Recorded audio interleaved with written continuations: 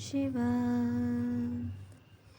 ओम नमः शिवाय। ओम नमः शिवाय। शिव महापुराण चतुर्थ कोटि रुद्र संहिता 9वां अध्याय चंडाली सदगति वर्णन।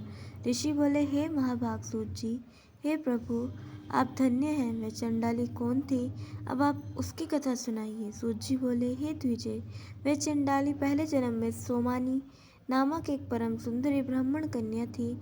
जब वह युवा हुई तो उसके पिता ने उसके ही योग्य एक युवक ब्राह्मण से उसका विवाह कर दिया। पश्चात उसका वह युवक पति रोग से पीड़ित हो काल के योग से मृत्यु को प्राप्त हुआ, जिससे सोमिनी बड़ी दुखित हुई और शोक करती हुई अपना वैधव्य जीवन व्यतीत करने लगी।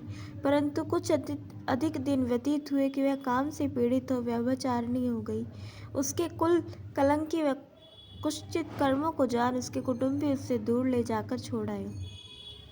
तब एक शूद्र उसे अपनी स्त्री बना अपने घर लाया। अब वह मांस खाने और मदिरा पीने लगी। उसने उस शूद्र से एक कन्या उत्पन्न की। एक दिन जब उसका जार पति शूद्र कहीं बाहर चला गया था तो उसने पर्याप्त मद्यपान कर मांस खाने की इच्छा की।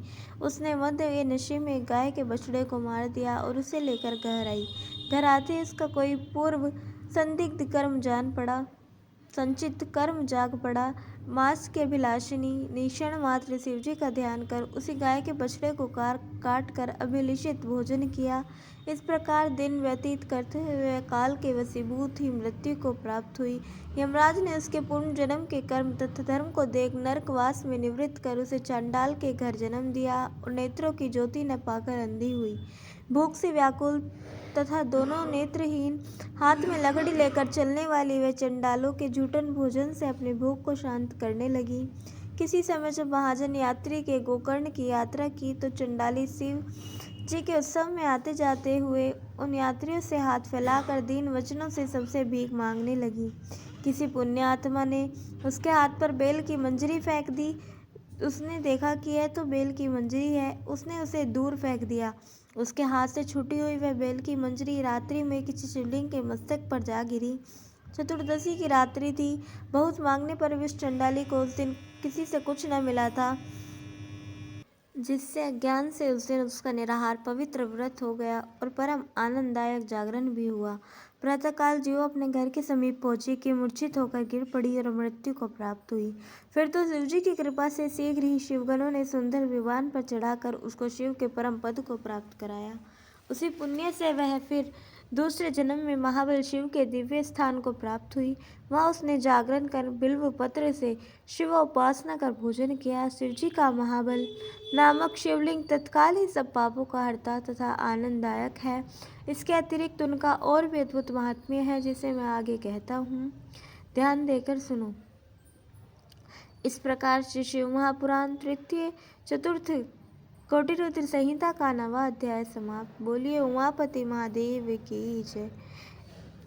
10वां अध्याय राजा कल्वाष्पाद की कथा और महाबल लिंग की महिमा। सूत जी बोले, हे महर्षियों,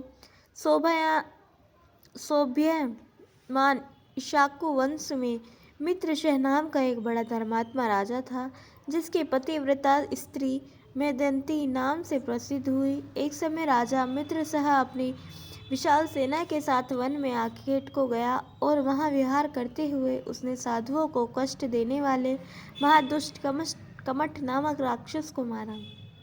तब उसका भाई, जो उसी के समान पापी था, इसको कपट से जीतने के लिए छल से राजा के पास आया और नम्रतापूर्वक रसोई का कार्य करने के लिए नौकरी करने लगा। एक दिन राजा ने अपने पिता की मृत्यु का श्राद्ध कर अपने गुरु वशिष्ठ जी को भोजन के लिए निमंत्रण दे घर बुलाया तो कपट रूप राक्षस रसोइये ने वशिष्ठ जी के सामने मनुष्य के मांस मिले हुए शाक को परोसा, जिससे वशिष्ठ जी जान गए और क्रोध हो राजा को राक्षस होने का शाप दे दिया। पश्चात यह सब कुछ कौतुक राक्षस का जानकर वशिष्ठ जी ने विचार कर शाप को 12 वर्ष के लिए कर दिया। परंतु इस पर भी कुलपित राजा ने अंजलि में जल लेकर गुरु को शाप देना चाहा। तब उसकी धर्मवती पतिव्रता स्त्री मेदंती ने राजा के चरणों को पकड़कर उस शाप को निवारण कराया। राजा ने उस जल को अपने चरणों पर छोड़ दिया, जिससे कारण पैर काले पड़ गए। हे मुनीश्वरों, उसी दिन से उस राजा का नाम कल्माशपाद हो गया। फिर गुरु के शापवंश राजा मित्रशय वन में हत्यारा घोर राक्षस हुआ और मनुष्य तथा अनेक जीवों को खाने लगा।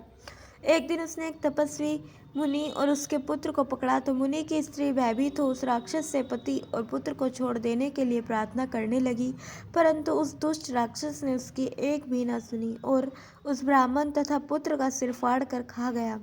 वह साध्वी अत्यंत दुखी हो विलाप कर अपने पति की अस्थियां एकत्रित कर उत्तम चिता बना पति की अनुगामिनी हो अग्नि में प्रवेश कर गई और राक्षस को यह शाप दे दिया कि आज से लेकर तू जब भी स्त्रियों के साथ संगम करेगा तब तेरी मृत्यु हो जाएगी। पश्चात जब 12 वर्ष का समय व्यतीत हो गया तो वह राक्षस शाप से मुक्त हो राजा का शरीर धारण कर अपने घर गया और जब मदयंती ने से संगम करने गया तो उस पतिव्रता ने ब्राह्मणी के शाप को जानकर उसे अपने साथ रति कर्म में वर्जित किया।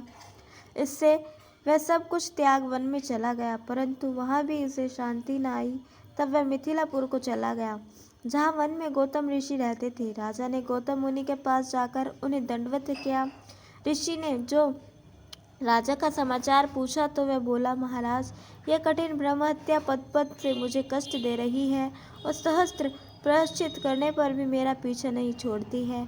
अब मुझे इस महापाप से मुक्त होने का कुछ ऐसा उपाय दीजिए जिससे कि मैं सुखी हूँ। गौतम मुनि ने कहा, हे राजेंद्र, इसके लिए एकमात्र उपाय यही है कि तुम शिव की शरण में जाओ। हे राजन, तुम गोकर्ण नामक शिवजी के स्थान में जाओ, जहाँ महाबल नामक शिवजी स्वयं स्थित हैं। तुम भी उन्हीं महाबल लिंग को पूजा कर सफलता प्राप्त करो। इससे तुम्हारे सभी पाप छूट जाएंगे और तुम शिवलोक को प्राप्त होगे। गौतम की आज्ञा से वह राजा गोकर्ण को गया और वहाँ तीर्थों में स्नान कर महाबल को पूज संपूर्ण पापों से छूटकर शिवजी के परम पद को प्राप्त हुआ। जो मनुष्य महाबल शिवजी की इस प्रिय कथा को सुनता है, वह अपनी 21 पीढ़ियों को शिवलोक की प्राप्ति कराता है। महाबल शिव की यह कथा संपूर्ण पापों को हरण करने वाली है और उसका बहुत बड़ा अद्भुत महात्म्य है। इस प्रकार से शिव महापुराण चतुर्थ कोटि रुद्र संहिता का 10वां अध्याय समाप्त। बोलिए उमापति महादेव की जय। कल हम सुनेंगे 11वां अध्याय चंद्रभाल शिवलिंग की महिमा और 12वां अध्याय हाटकेश महादेव की उत्पत्ति। जब तक के लिए जुड़े रहे। हर हर महादेव।